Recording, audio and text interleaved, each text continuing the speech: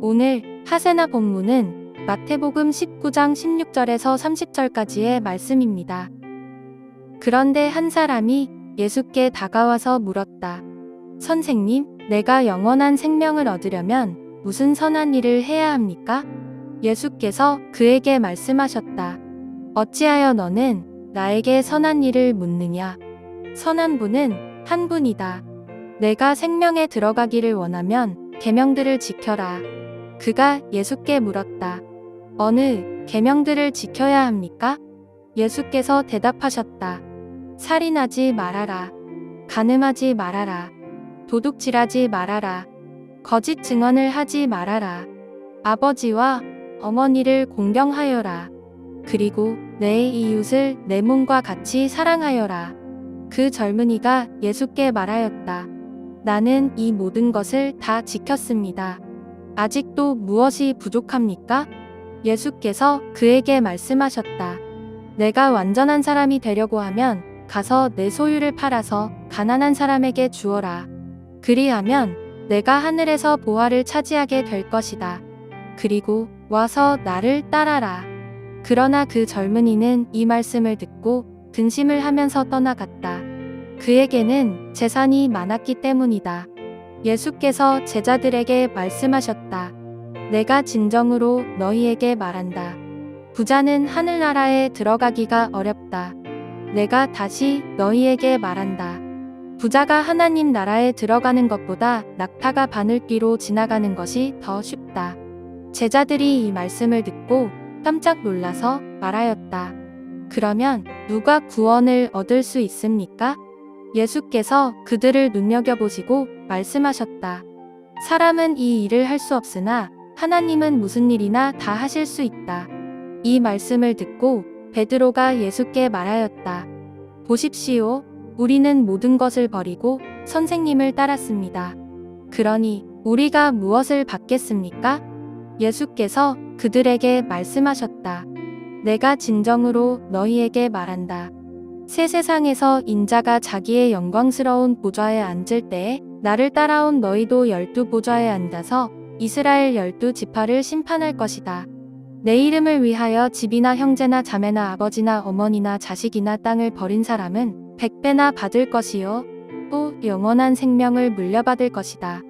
그러나 첫째가 된 사람들이 꼴찌가 되고 꼴찌가 된 사람들이 첫째가 되는 경우가 많을 것이다.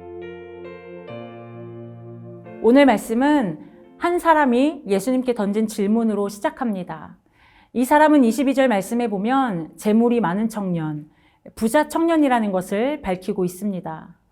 이 청년은 예수님께 무슨 선한 일을 행해야 영원한 생명을 얻을 수 있는지 물었는데, 이 질문에는 청년이 영생을 믿는 믿음은 있었지만 영생이 행위에 달려있는 것으로 오해하고 있음을 알 수 있습니다.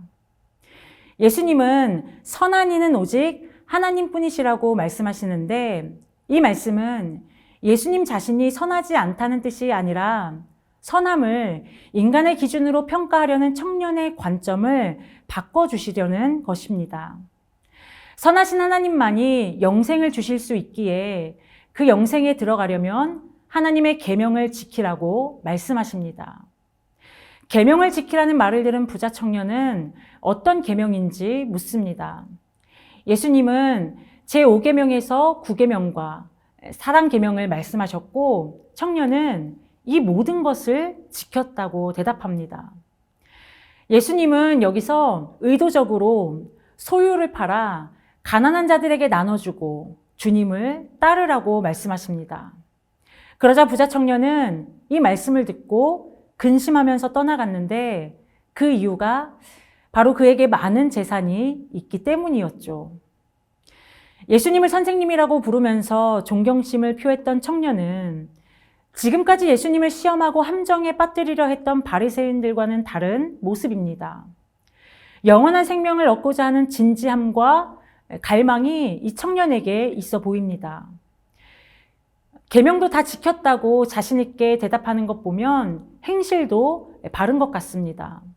하지만 한 가지, 자신의 소유를 다 팔아 가난한 사람들에게 나눠주고 하늘 보화를 차지하라는 예수님의 명령은 이 청년은 받아들이지 못했습니다. 예수님은 부자 청년이 떠나가는 것을 23절에서 부자가 하늘나라에 들어가지 못하는 것으로 말씀하십니다. 예수님의 말을 들은 제자들이 놀라서 예수님께 그러면 누가 구원을 얻을 수 있겠냐고 질문합니다. 여러분, 제자들이 왜 놀랐을까요? 제자들은 부자 청년이야말로 하늘나라에 가장 합당한 사람이라고 생각했을 것입니다. 당시 유대인 애들에게는 부는 하나님의 복을 증명하는 표시이기 때문에 이런 부자가 제외된다면 누가 구원받을 수 있을까라는 질문이 생긴 것이죠.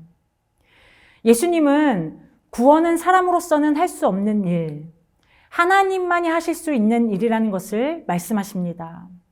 당시 유대인들이나 제자들의 생각처럼 많은 재물이 구원을 받는 조건도, 구원을 입증하는 열매도 아니라 오직 구원은 하나님의 선물로 주어지는 것임을 말씀하신 것입니다. 그러자 이번에는 제자 베드로가 모든 것을 버리고 주님을 따르기에 무엇을 얻을 수 있는지 주님께 묻습니다.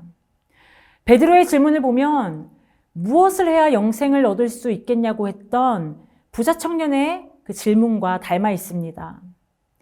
하나님 아버지께서 자녀에게 복을 주시는 것은 당연한 것이고 자녀들은 그것을 믿기에 아버지 하나님께 복을 간구하는 것이 맞습니다. 하지만 물질의 번영, 잘 먹고 잘 사는 것, 그것만이 하나님의 복이 아니며 이 복이 반드시 하나님의 자녀에게 적용되는 것은 아닙니다.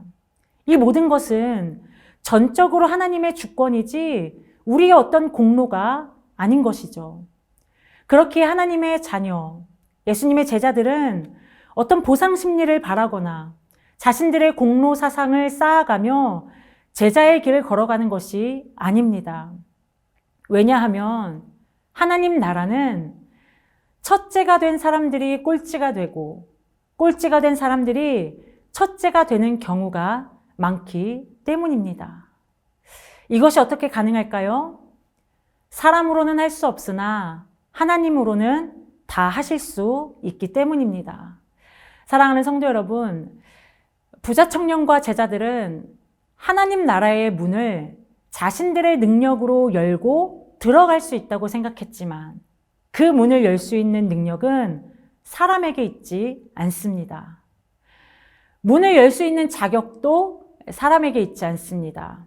오직 하나님이 주시는 은혜로만 열리는 문입니다.